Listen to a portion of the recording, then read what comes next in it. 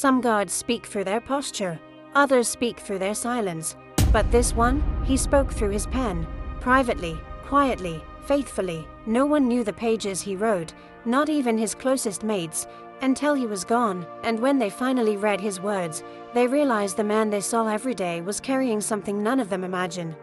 Private Isaac Fletcher, 28 years old, tall, dignified, a presence so consistent, he faded into the background. No disciplinary records, no commendations, just duty. He was kind but quiet, polite but reserved. You'd forget him in a crowd. But behind that stillness was a storm he never let escape. After Isaac's sudden passing, an undetected heart condition, his locker was cleared. Inside, clean uniform, polished boots, a photo of his sister, and a black leather-bound journal with the initials IF. The commander hesitated. Was it personal? Would it feel like trespassing?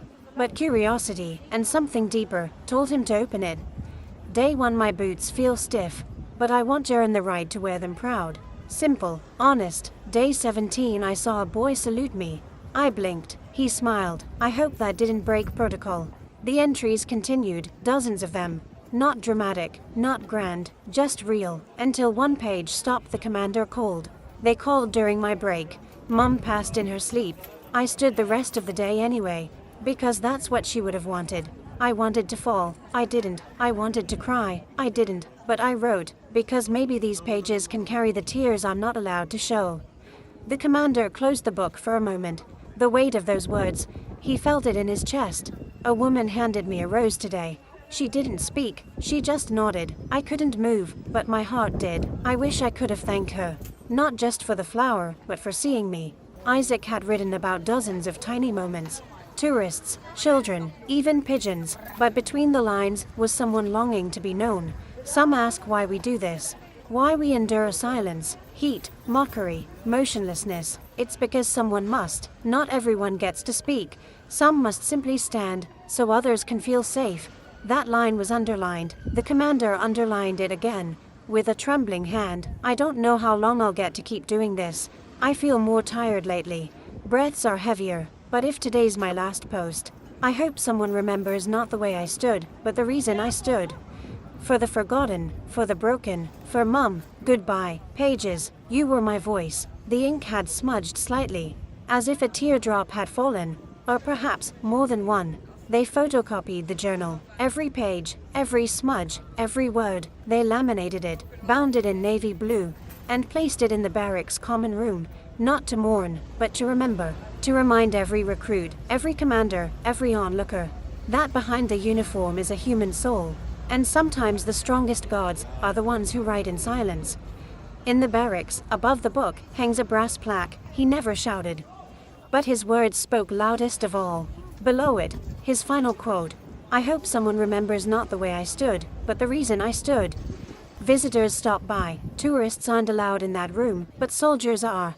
And every time a new recruit feels unsure, feels overwhelmed, feels invisible, they open Isaac's journal. And remember, the world often praises loud victories, but forgets the quiet ones. Private Isaac Fletcher didn't want fame. He didn't want recognition. He wanted to serve, to stand, to remember his mother. And in doing so, he became unforgettable.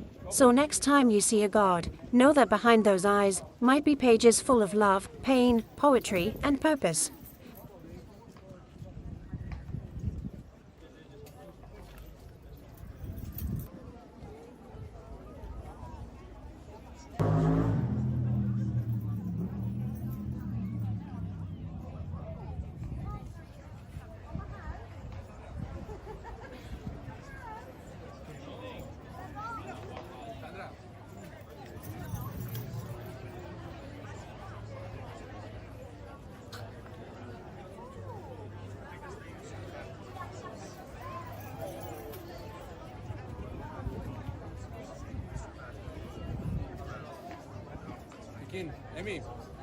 Amy.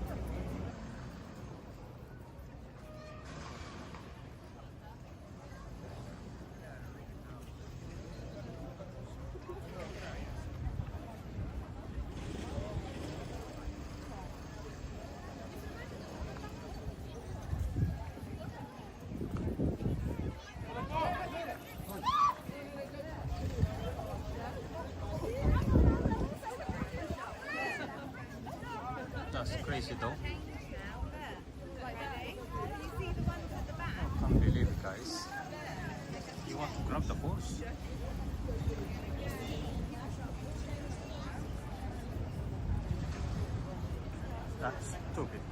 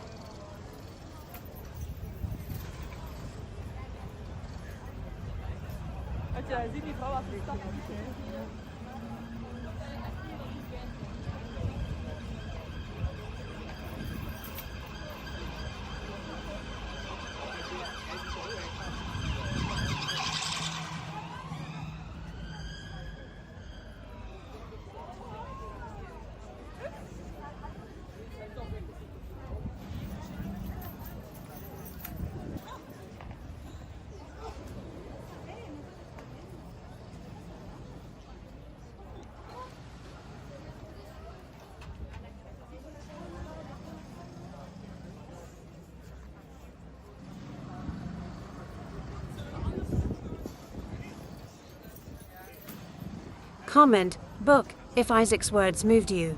Tag someone who stands strong, silently. Subscribe for more untold stories behind the gods.